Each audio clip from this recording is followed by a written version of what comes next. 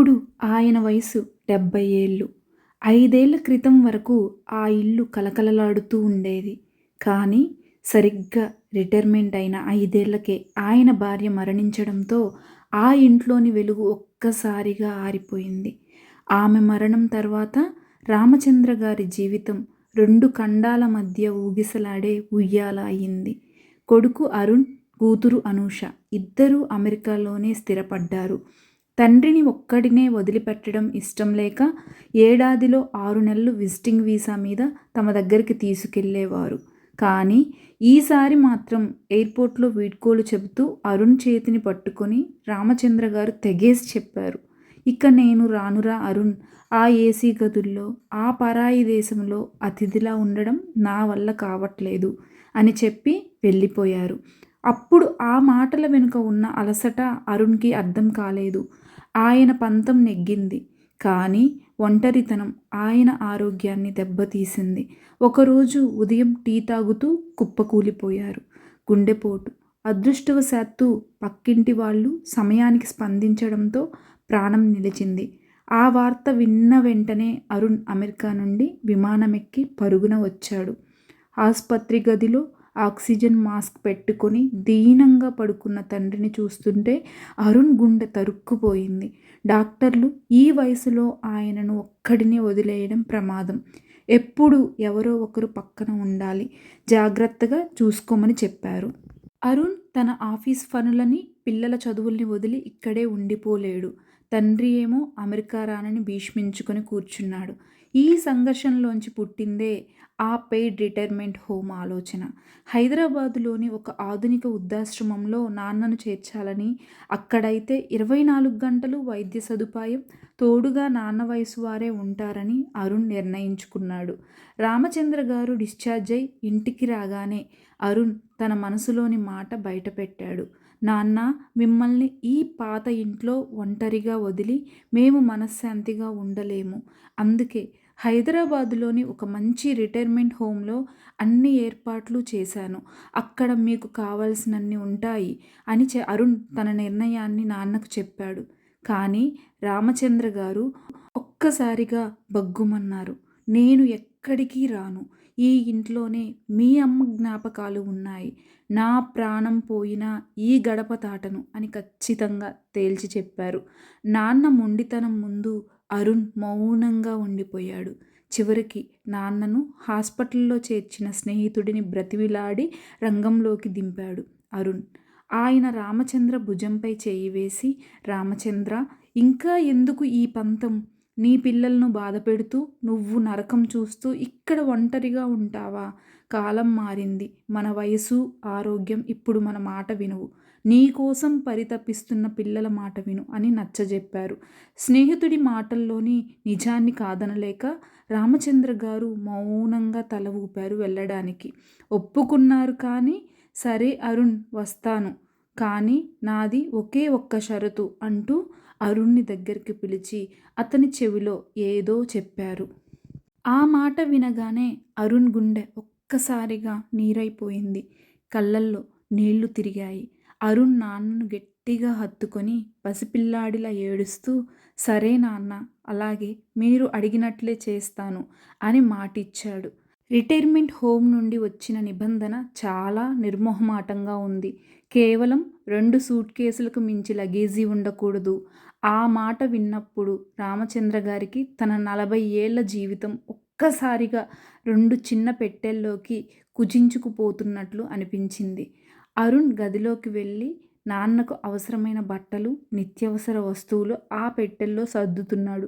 కానీ రామచంద్ర గారు మాత్రం గది మధ్యలో ఒక శిల్పంలా నిలబడి తన ప్రపంచాన్ని ఆఖరిసారిగా కళ్ళతో స్పర్శిస్తున్నారు. ఓ ఇంటిని వదిలేయడం అంటే అంత సులభమా? ఆ అల్మారాలు, ఆ పాత ఫర్నిచర్, తన భార్య ప్రాణప్రదంగా చూసుకున్న ఆ వంట పాత్రలు అన్నీ తన జీవితంతో పెనవేసుకున్నవే. తన భార్య జ్ఞాపకాలు ప్రతి వస్తువులోనూ ఊపిరి పోసుకున్నాయి. ఇప్పుడు తను వెళ్ళబోయే ఆ ఇరుకైన గదిలో వీటన్నిటికీ చోటు లేదు. అక్కడ ఒక మంచం, ఒక చిన్న క్యాబినెట్, ఒక టీవీ, అన్నీ అవసరాలే. కానీ ఏదీ తనది కాదు. తన తరువాత ఈ వస్తువులన్నీ ఏమవుతాయి? రాజులు తమ కోటలనే వదిలి వెళ్ళారు. ఈ సామాన్యమైన సంపద ఎంత? ఇవన్నీ ప్రపంచానికి సంబంధించినవి. తనవి ఎలా అవుతాయి? తన తరువాత ఈ ఫోటో ఆల్బమ్స్ ఎవరికో పనికిరాని కాగితాలు. పుస్తకాలను తూకానికి వేసేస్తారు. బట్టలను బయట పారేస్తారు. ఏముంది తనతో వచ్చేది? రామచంద్ర గారు నెమ్మదిగా వెళ్ళి తన భార్య నిత్యం అన్నం తినే ఒక స్టీలు ప్లేటుని, నీళ్లు తాగే గ్లాసును తీసుకుని సూట్ కేసులో పెట్టారు. అరుణ్ వెంటనే నాన్నా ఇవి అవసరం లేదు. వాళ్ళు ప్లేటు గ్లాస్ ఇస్తారు అన్నాడు. ఇవి మీ అమ్మ తినే ప్లేట్, తాగే గ్లాస్. తన జ్ఞాపకంగా తను నాతో ఉన్నట్టు ఉంటుంది అని అరుణ్ వైపు చూసి దీనంగా నవ్వారు. రామచంద్ర గారి చూపులు పూజగది వైపు నుంచి మళ్ళాయి. అక్కడ తన భార్య పుట్టింటి నుంచి తెచ్చి ప్రాణప్రదంగా పూజించిన సీతారాముల విగ్రహాలు ఉన్నాయి. ఆ విగ్రహాలను ఆఖరిసారిగా నిమురుతూ పక్కనే ఉన్న అరుణ్ వైపు దీనంగా చూశారు. ఆ చూపుల్లో వీటిని కూడా నాతో తీసుకుని వెళ్ళొచ్చా అన్న మూగ ప్రశ్న ఉంది. కానీ అరుణ్ భారమైన హృదయంతో వద్దన్నట్టుగా చిన్నగా తల ఊపాడు. గోడకు వేలాడుతున్న పాత క్యాలెండర్ మీద తన భార్య చేతిరాతతో రాసిన పాల లెక్కలు, కూరగాయల లెక్కలు, ఆ చేతిరాతే ఆమె ఆఖరి గుర్తుగా భావించి ఆ పేజీని చింపి జేబులో భద్రంగా పెట్టుకున్నారు. తను తన భార్య కలిసి నాటిన మల్లెతీగను, జామ చెట్టును ఆఖరిసారిగా చూసి వెళ్తున్నాను అని ఆ చెట్టు ఆకులను ఆఖరిసారిగా నిమిరారు. హాల్లోని ఆ పాత ఈజీ చైర్ మీద తన భార్య కూర్చుని కుట్లు అల్లేది. ఇప్పుడు అది ఖాళీగా ఉంది. వెళ్ళేటప్పుడు ఆ చైర్ మీద పడిన దుమ్మును తుడిచి ఇక నిన్ను ఎవరూ వాడరు అని దానివైపు దీనంగా చూశారు. వెళ్ళే ముందు వంటగది మూలలో ఉన్న మట్టి కుండలోని నీళ్లను ఆఖరిసారిగా తాగారు.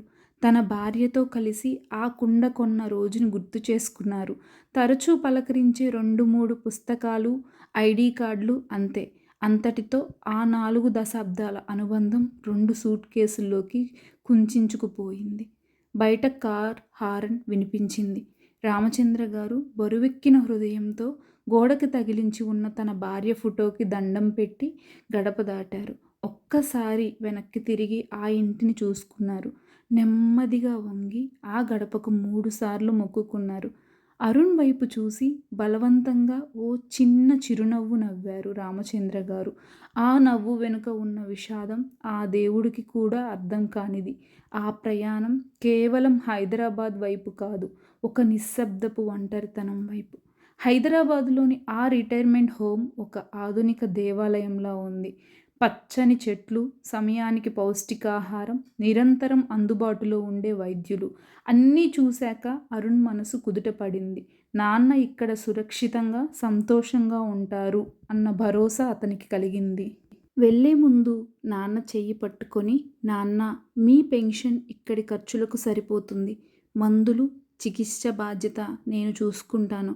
ప్రతి 6 నెలలకు ఒకసారి వచ్చి మిమ్మల్ని చూసి వెళ్తాను అని చెప్పి భారమైన హృదయంతోనే అమెరికాకు ప్రయాణమయ్యాడు.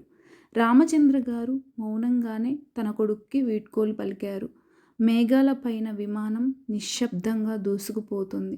కానీ అరుణ్ గుండెల్లో మాత్రం ఒక అలజడి. విమాన సిబ్బంది సూచనతో సెల్ఫోన్ని ఫ్లైట్ మోడ్లో పెట్టాడు అరుణ్. వణుకుతున్న వేళ్లతో ఫోన్ గ్యాలరీ తెరిచి నాన్న ఫోటోను చూశాడు. ముడతలు పడిన ఆ ముఖం, కళ్ళలో నిండిన అదే నిశ్శబ్దపు ఆత్మీయత. ఒక్కసారిగా అరుణ్ కళ్ళలో నుంచి జారిన ఒక కన్నీటి చుక్క సరిగ్గా నాన్న ఫోటో మీద పడి అక్కడి నుండి జారి అతని ఖరీదైన చొక్కాపై చిన్న మచ్చలా నిలిచిపోయింది. అరుణ్ సీటులో వెనక్కి వాలి కళ్ళు మూసుకున్నాడు. ఆ మూసిన కళ్ళ తెరపై తను మర్చిపోయిన బాల్యం ఒక్కొక్కటిగా రంగులు మార్చుకుంటూ ప్రత్యక్షమవుతుంది. నాన్న దగ్గర ఒక పాత ఇనుప సైకిల్ ఉండేది. ఆదివారం సాయంత్రం వచ్చిందంటే చాలు ఆ సైకిల్ ముందు భాగంలో చెల్లి అనూషని, వెనుక క్యారేజ్పై అరుణ్ని కూర్చోబెట్టుకొని పార్కుకి తీసుకుని వెళ్ళేవారు. పార్కులో ఆడుకున్నాక తిరిగి వచ్చే దారిలో నాన్న బాదం పాలు కొనిచ్చేవారు. 2 గ్లాసులు తీసుకొని ఒకటి అనూషకి, మరొకటి అరుణ్కి ఇచ్చేవారు. మరి మీకు నాన్న అని అడిగితే నాకు కొంచెం జలుబు చేసిందిరా, మీరు తాగండి అని నాన్న నవ్వుతూ చెప్పేవారు. అరుణ్‌కి 7 ఏళ్ళు ఉన్నప్పుడు సైకిల్ నేర్పించడానికి నాన్న పడిన తాపత్రయం గుర్తొస్తే ఇప్పటికీ గుండె బరువెక్కుతుంది. నాన్నా వదలొద్దు నాన్నా అని అరుణ్ భయంతో అరుస్తుంటే, నువ్వు తొక్కురా నేను వెనుకే ఉన్నాను అని నాన్న ఇచ్చిన ఆ భరోసా. కాసేపటికి వెనక్కి తిరిగి చూస్తే నాన్న చాలా దూరంలో రొప్పుతూ చెమటతో తడిసిపోయి ఆగిపోయి ఉండేవారు. అరుణ్ పడిపోతానన్న భయంతో ఆయన సైకిల్ వెనుక కిలోమీటర్ల కొద్దీ పరిగెత్తేవారు. పల్నాడులో కోటప్పకొండ తిరణాల అంటే ఒక మహాప్రస్థానం. ఆ జనసముద్రంలో అరుణ్ తప్పిపోతాడన్న భయంతో నాన్న తన చేయిని గట్టిగా పట్టుకునేవారు. ఆ రంగుల రాట్నాలు, బొమ్మల దుకాణాలు చూసి అరుణ్ నోరు తెరిచి అడిగిన ప్రతీదీ వెనుకాడకుండా కొనిచ్చేవారు. తిరుగు ప్రయాణంలో అరుణ్ అలసిపోయి నిద్రపోతే ఆ కొండ దిగువ నుండి బస్టాండ్ వరకు మైళ్ళ దూరం అరుణ్ను తన భుజాల మీద మోస్తూ నడిచిన ఆ ఆనవాలు ఇప్పటికీ నాన్న భుజాల మీద వంగిన గూనిలా కనిపిస్తూనే ఉంది. సంక్రాంతి వస్తే లోకమంతా కొత్త బట్టల రంగులతో మెరిసిపోయేది. కానీ నాన్న ప్రపంచం మాత్రం ఆ 3 చొక్కాలు, 2 ప్యాంట్ల మధ్య నిశ్శబ్దంగా మిగిలిపోయేది. అరుణ్‌కి, చెల్లికి ప్రతి పండక్కి కొత్త బట్టలు ఉండాల్సిందే. స్కూల్ తెరిస్తే చాలు చిరిగిన పాత యూనిఫామ్ల స్థానంలో కొత్తవి మెరవాల్సిందే. వాటి కోసం నాన్న తన ఇష్టాలను ఏనాడో అటకెక్కించారు. అప్పుడప్పుడు అరుణ్ గమనించేవాడు. నాన్న వేసుకునే షర్ట్ కాలర్లు రంగు వెలిసిపోయి, అరిగిపోయి పల్చగా కనిపిస్తుండేవి. ఆదివారం పూట చికెన్ వండితే నాన్న పళ్ళెంలో కేవలం పులుసు మాత్రమే ఉండేది. తన పళ్ళెంలోని మంచి ముక్కలు అన్నీ వెరి అరుణ్ పళ్ళెంలో వేసేవారు. నాకు పులుసు అంటేనే ఇష్టంరా, నాకు చాలా బలం ఉంది, నీకు బలం కావాలి తిను అనేవారు.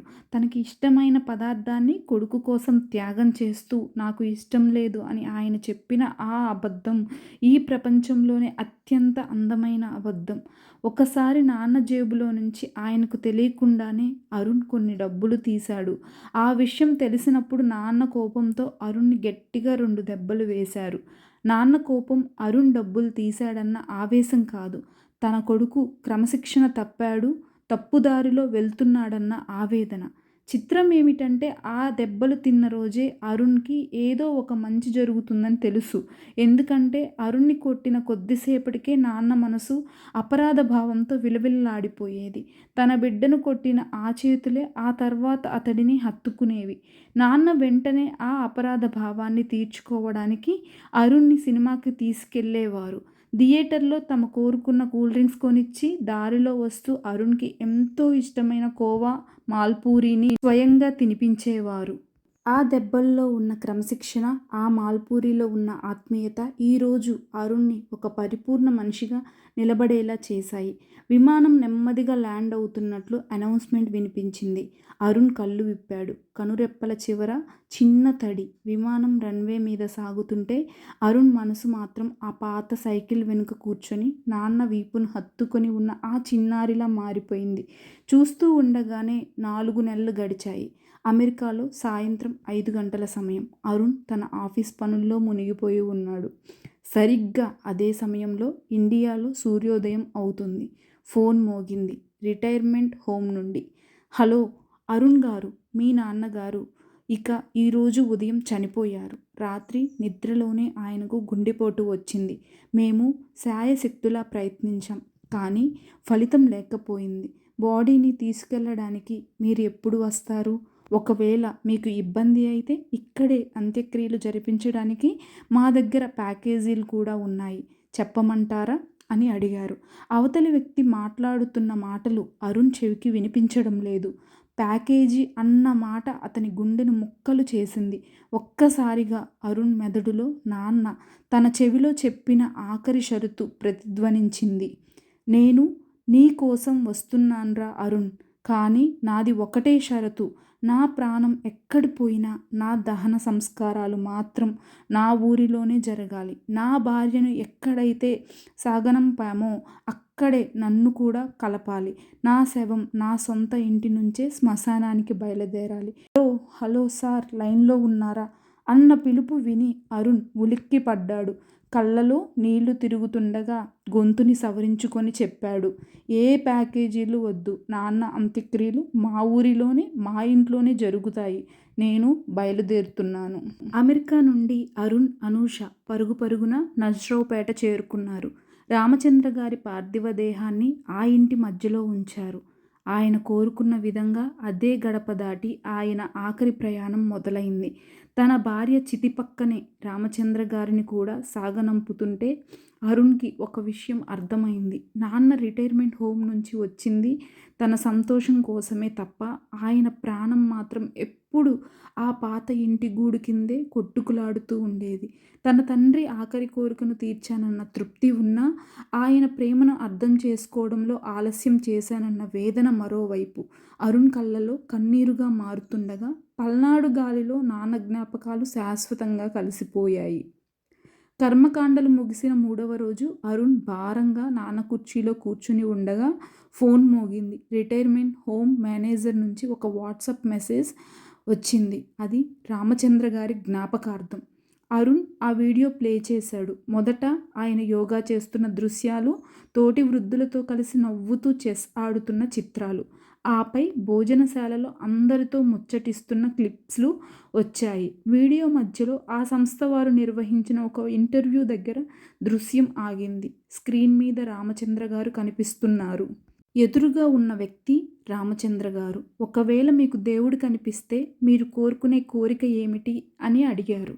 రామచంద్ర గారు కాసేపు శూన్యంలోకి చూశారు. ఆయన కళ్ళల్లో ఒక అంతులేని వేదన. వెనువెంటనే ఒక చిన్న మెరుపు మెరిశాయి. గొంతు సవరించుకొని ఆయన ఇలా మొదలుపెట్టాడు. దేవుడు కనిపిస్తే నాకు స్వర్గం వద్దు, మోక్షం వద్దు. నన్ను ఒక్కసారి కాలంలో వెనక్కి తీసుకెళ్ళమని కోరుకుంటాను. నా భార్య బతుకున్న రోజుల్లోకి, నా పిల్లలు పసివాళ్ళుగా ఉన్న ఆ క్షణాల్లోకి వెళ్ళాలని ఉంది. ఆ రోజు గనక తిరిగి వస్తే నా పిల్లల్ని అమెరికా పంపాలన్న ఆలోచనని విరమించుకుంటాను. ఎందుకంటే వాళ్ళ తోడు ఎంత విలువైందో ఈ ఒంటరితనం నాకు నేర్పింది. ఆయన కొంచెం ఆగి కళ్ళద్దాలు తుడుచుకుంటూ కొనసాగించారు. నా మనవడు మనవరాలితో నాకు అర్థం కాని ఇంగ్లీష్లో కాకుండా వాళ్ళకి ముద్దు ముద్దుగా తెలుగు నేర్పిస్తూ మనసారా మాట్లాడాలని ఉంది. నా కొడుకు పొద్దున్నే ఆఫీస్కి వెళుతుంటే ఆశీర్వదించాలని, నా కూతుర్ని చూడాలనిపించినప్పుడు విమానాల కోసం చూడకుండా నేరుగా బస్సు ఎక్కి వెళ్ళి తనని కళ్ళారా చూసి రావాలని ఉంది. ఆ చిన్న పెంకుటింట్లో మేమందరం కలిసి భోజనం చేసిన రోజులే నా జీవితంలో అత్యంత సంపన్నమైన రోజులు. ఆ రోజుల్ని నాకు తిరిగి ఇమ్మని అడుగుతాను. ఇక ఈ వీడియో ఇంతటితో ముగిసింది.